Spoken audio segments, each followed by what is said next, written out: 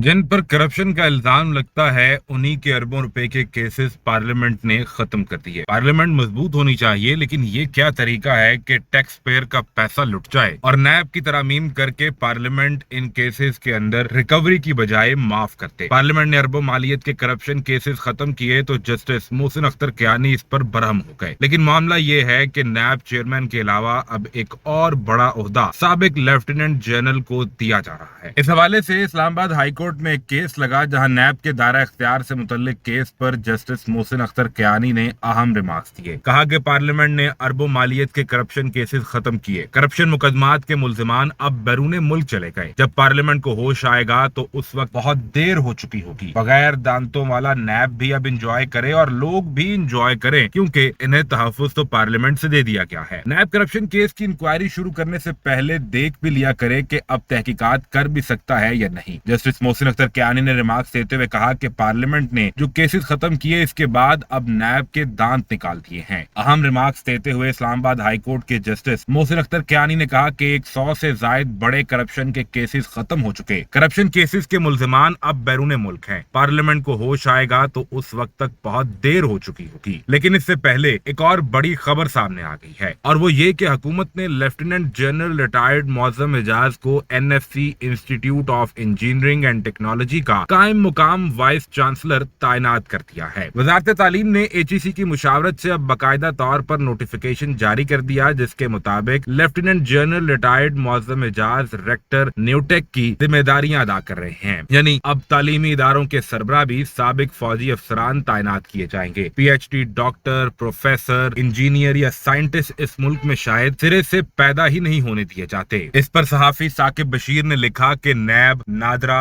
PTA, FPSC, वापडा और अब engineering and technology university सफर जारी है। दुनिया भर की यूनिवर्सिटीज इस बात में फख्र महसूस करती हैं जब उनके अपने पढ़े हुए बच्चे साइंटिस्ट, इंजीनियर बनकर उसी यूनिवर्सिटी में बतौर वाइस चांसलर वापस आए तो वो फख्र से इन्हें तैनात करते हैं। लेकिन हमारे यहाँ अब टेक्नोलॉजी इंस्टीट्यूट के सरबराह पे भी लेफ्टिनेंट जनरल ओहदे के साबिक अफसर को प्लेस कर दिया गया है।